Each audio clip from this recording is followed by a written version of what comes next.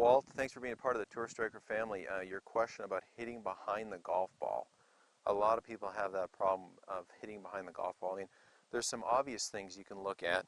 I've got this dowel to represent ball position. Obviously you can have the golf ball too far forward, which makes striking the golf ball solidly prior to hitting the ground difficult. So, you can manage your ball position a little bit. As you get older, I found that a lot of my students need to move the golf ball incrementally back. I see younger players, a little bit more flexible players, are able to play the golf ball a little closer to their left shoulder joint. As we get a little bit older, I think it's better off to play the golf ball a little bit closer to the buttons on your shirt. Okay, so you can play around with that. I like to play the golf ball left to center in my stance for my irons, and a little bit closer to my left heel for my driver. I mean, that's not telling you anything new there. The reasons why people hit it fat. One, I think the big thing is people don't really know where the bottom of their golf swing is. Okay, ideally the bottom of your golf swing is going to be underneath your left shoulder joint. So if you take the golf ball away for a minute, leave something down to represent where the ball would be if it was there, and then you start to think about your swing a little bit differently. Like the left shoulder joint is the center of your golf swing. Here is my address hand location. Here is the longest part of my swing, ideally, underneath my left shoulder joint. Science proves that this may not be the case, but for golf it works really, really well. This should be the low part of our divot. The deepest part of our divot should be underneath our left shoulder joint in most cases. So we're going to play the golf ball behind that, which means that hopefully that we have a down, out, and forward descending strike to that low point, collecting the golf ball on the way to that low point. Now, why would people hit it fat? Well, there's a lot of reasons why people hit it fat. It's something that I came up with, and it's probably not even my idea, it's probably somebody else's idea, but through teaching and using some lines in some of the video software I have, I would draw an angle on people's address shaft compared to their right forearm. Okay, and let's just say for argument's sake that we put this shaft in line with my right forearm. That's a straight line, and we'll call that 180 degrees, and everything away from that is getting close to 90 degrees. Now I can't quite get to 90 degrees, but you get my drift. So at address, let's call this 100, and since there's an angle in here, and it's about 130, 135 degrees if you were to measure it. So there's my address hand location and my address measurement from my body to the sole of my club. Another important factor is that I never ever sole my golf club. I never rest the club on the ground. The club is only on the ground long enough for me to get my left hand comfortably on it, then I pick it up, then I put my right hand on it. Now I let the club gently touch the top of the green grass. It never rests on the ground. If it rests on the ground, Walt, what happens is you may never have the right angles in your spine and body. So I suggest you rest it on the ground only long enough so you can comfortably get your left hand on it, pick it up.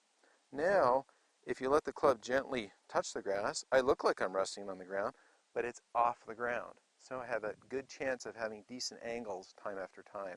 So pay attention to that. Now back to these measurements of address. If I measure the shaft to the forearm, let's say it's 135 degrees. Okay, this is my address math, for lack of a better word. My impact math, if I take this golf club and I return this golf club and I get closer to 180 degrees before I get to the bottom, guess what's going to happen?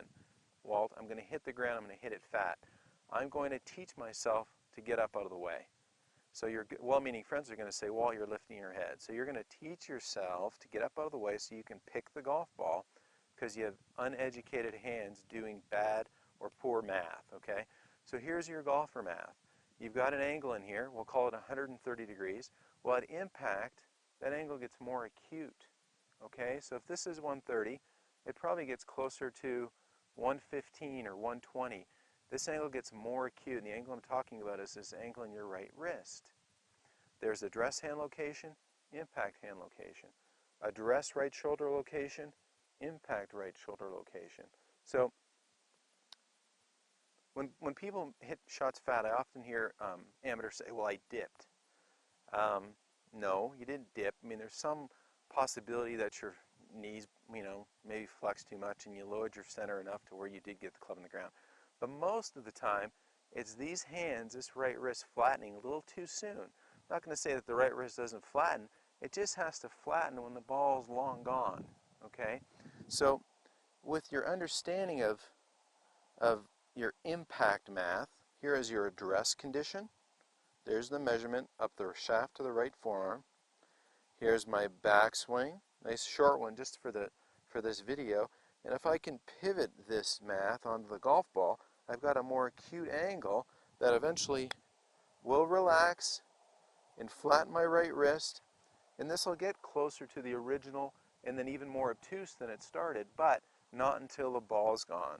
Okay, so when people hit it fat, it's usually a condition of uneducated hands, a little sloppiness in the setup because they rest the club on the ground, they don't have a standard spine angle body relationship.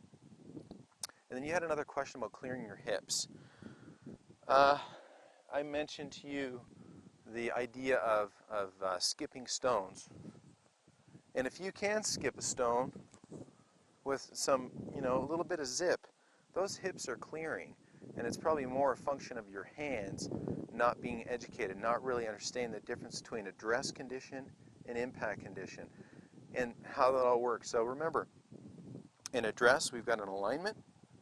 In impact, we have an alignment. At address, my hips are square. At impact, my hips are open. At address, my right wrist is flat. At impact, my right wrist is bent. At address, my right shoulder is high. At impact, it's slightly lower. So those are the things that you can work toward, understanding that your golf swing goes to low point underneath this left shoulder joint. That will help you alleviate those chunky shots that are no fun when you play golf.